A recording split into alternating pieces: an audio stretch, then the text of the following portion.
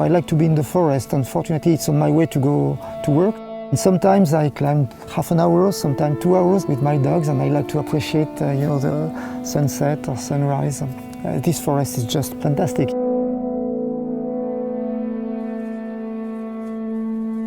I especially became addicted to the forest because of the sandstone. Yes, because this rock has something special about, it's soft, there is a friction, it's the shape, and if I would dare, it's a kind of a sensuality when you climb. It's different from the other rock, definitely.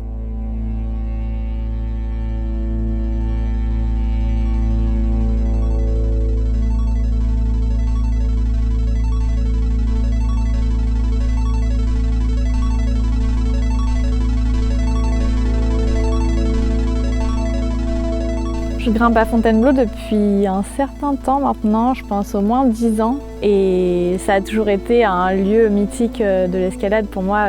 C'était nos coachs qui nous en parlaient. Toutes les grandes figures de l'escalade y sont passées et ont ouvert des blocs.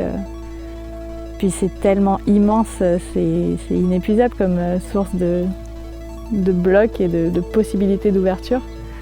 Puis le caillou, il est juste exceptionnel. Ce grès aussi compact, c'est dingue.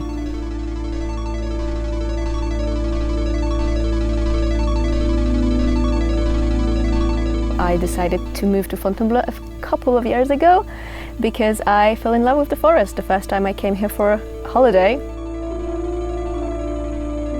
People come from all over the world and they come here especially because it's the mecca of the sport, because it's probably the biggest area in the world, the biggest concentration of boulders in the world, and the outcome is that it's sort of melting pot for climbers.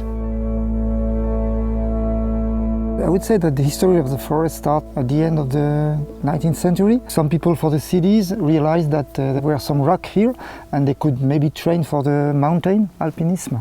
So it's very, very old, yeah, very old. We are super lucky because it's very big. It's 30 kilometers long, 40 kilometers large. There are tens of thousands of boulder problems in the forest. Maybe more than 60 different areas.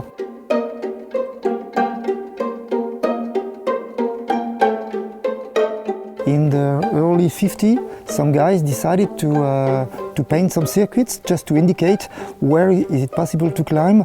You know that in the certain color you have certain grade. You know that for blue you have this level, for red you have this level.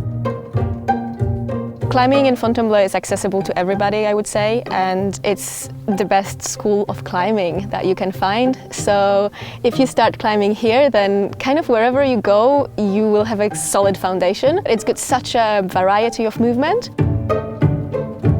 En cherchant bien, on trouve vraiment de tout. You can find a different friction, different type of holds. In some climbs you have slopers, in other areas you have crimps, in other you have not jugs but kind of pinch.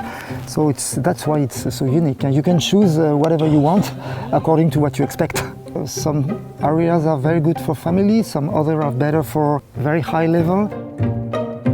C'est très exigeant en technique parce que justement c'est pas juste tirer, pousser sur des prises et il faut trouver des calages et c'est une grimpe qui est très à apprentissage et on trouve toujours des petits calages pour ajuster. You need to care about skills and to understand what skills are required. I think it's the most important thing. You can be the strongest climber, I mean about the physical power, and maybe you won't be able to do a cool slab in 6 days.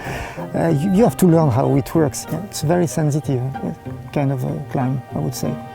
Puis il y a ce côté aussi où tu te fais remettre à ta place par des blocs qui sont pas cotés très très durs mais qui demandent une exigence de ouf et donc là il faut aller puiser dans ses ressources techniques pour pouvoir enchaîner le bloc et ça c'est cool, j'aime beaucoup cet aspect-là aussi.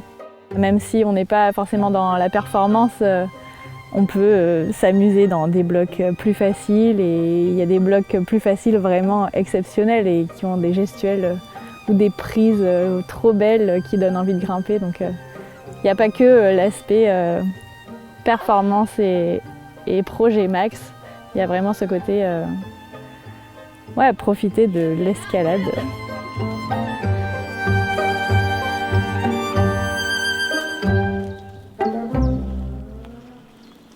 A lot of people say that the best conditions that you can find in Fontainebleau are in winter, because that's when you can really push yourself for the best performance, because that's where the rock is sticky.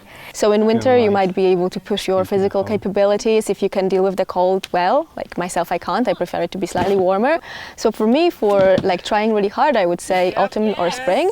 But even in the summer, like now, it's so nice to climb barefoot, to just have fun and not think about the performance, but think about the enjoyment. De toute façon, il y a toujours moyen de faire des trucs sympas et de s'amuser, créer des variantes, s'imposer des moves comme si on était en salle en fait. On peut faire la même chose à Fontainebleau et se créer des petits jeux à l'ombre, dans des toits, même s'il y a un gros soleil qui tape, il y a toujours moyen de trouver des trucs cool à faire.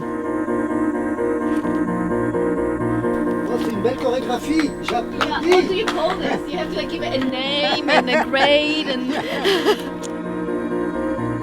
It's actually not that easy to get around the forest, especially without a car. It's possible to access quite a few crags from the train stations in Fontainebleau and in other towns, but practically it's really good to have a car to experience all that the forest has to offer, because there are separate areas, and if you want to be able to move between them, it's a 10 minutes, 15 minutes, sometimes half an hour drive from one to another. And then once you get to a car park, you can stay a whole day or a whole year and not finish climbing everything that's accessible from one car park.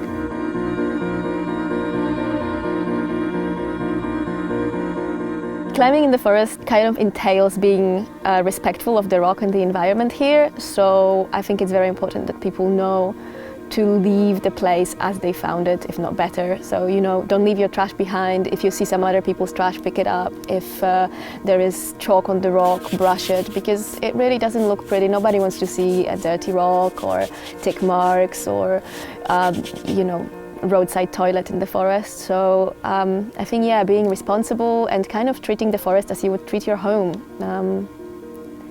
Be nice to it and it will be nice to you. Après la pluie, donc quand le rocher est humide, en fait, il est fragile et il peut se casser. Et il y a des blocs où des prises ont été cassées à cause de cette humidité et c'est irréparable. Voilà, c'est fini, on ne pourra plus les faire, donc c'est dommage. Et c'est sûr que ça peut être très frustrant quand on vient de super loin d'arriver et on ne peut pas grimper. Mais c'est important de ne pas tout casser parce qu'on ne pourra plus les refaire, quoi, ces blocs-là.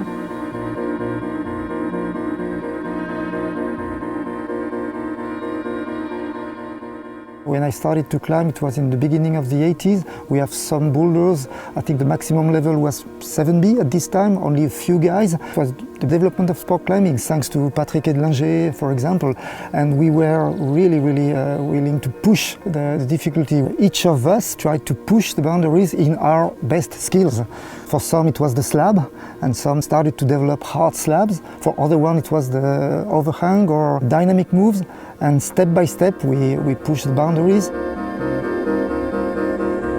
It's not finished yet, so we have always something new to try. And in certain part of the forest, nobody knows if there is rock or not.